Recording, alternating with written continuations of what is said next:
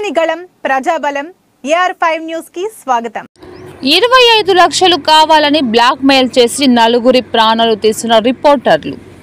రాష్ట్ర వ్యాప్తంగా సంచలనం సృష్టించిన టంగుటూరు గ్రామంలో ముగ్గురు కొడుకులను హత్య చేసి తాను ఆత్మహత్య చేసుకున్న ఘటనలో అసలు కారణాలను పోలీసులు వెల్లడించారు. మృతుడు నీరటి రవి భార్య శ్రీలత ఇచ్చిన కంప్లైంట్ ఆధారంగా దర్యాప్తు చేయగా నీరటి రవి అనే వ్యక్తిని 5 రిపోర్టర్లు ఒక హోమ్ గార్డ్ 25 లక్షలు కావాలని బెదిరించి డబ్బుల కోసం బ్లాక్ మెయిల్ చేయగా తన ముగ్గురు కొడుకులను చంపి తాను కూడా ఉరివేసుకున్నాడు. పోలీసులు నలుగురిని మృతికి కారకులైన వారిని పోలీసులు గుర్తించగా వీరిలో 5 విలేకరులుగా ఒక హోంగార్డ్ ఇతరులు ఉన్నారు. A1 Tirupatirao, A2 Mangali Srinivas Andhrajyothy reporter, A3 Kurma Srinivas Eenadu reporter, A4 Vadde Mahesh Namaste Telangana, A5 Siripuram Srinivas Reddy Vaartha paper, A6 Sanke Praveen Kumar Sakshi reporter, A7 Aluru Raju, A8 Manila, A9 రామకృష్ణరని పోలీసులు తెలిపారు. ఈ నెల 3వ తారీఖు శంకర్పల్లి మండలం టంగుటూరు విలేజ్ లో నీరటి రవి అనే వ్యక్తి తన ముగ్గురు కొడుకుల్ని గురివేసి తను కూడా హ్యాంగ్ చేసుకుని చనిపోయిన బ్యాడ్ ఇన్సిడెంట్ మనందరికి తెలుసు.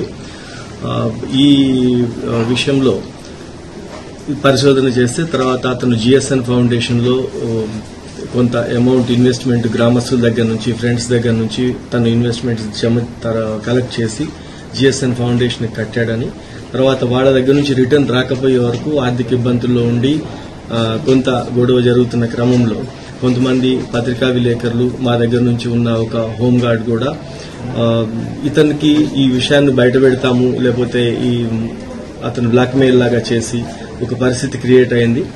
దాంట్లో 5 పత్రికా విలేకరులు ఇతన్ని దగ్గర తీసుకుని వచ్చి వాళ్ళ బావమర్ది వీళ్ళందరినీ ఒకరోజు సెటిల్మెంట్ లాగా కలిసి 5 కలిసి 25 lakhs డిమాండ్ చేయడం జరిగింది.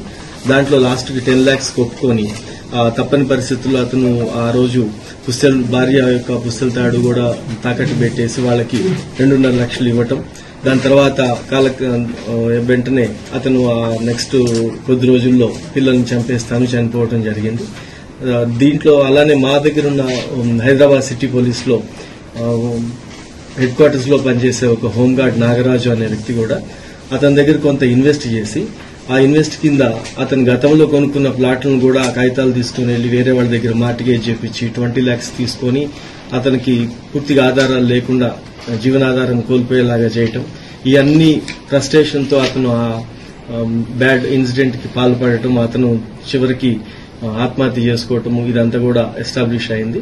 ఈ కేసులో ఇప్పటి వరకు తెలిసిన దాని ప్రకారము మన శంకర్పల్లి విలేకరులు ABN నుంచి శ్రీను, ఈనాడు నుంచి శ్రీనివాస్, నమస్తే తెలంగాణ నుంచి మహేష్, సాక్షి నుంచి ప్రవీణ్, తర్వాత వార్తా నుంచి శ్రీనివాస్ రెడ్డి, ఈ 5 వ్యక్తులు ఆ రోజు వెళ్లిన దాని మీద ఫస్ట్ నుంచి పేర్లు వస్తే దీంట్లో ఉన్న సెన్సిటివిటీ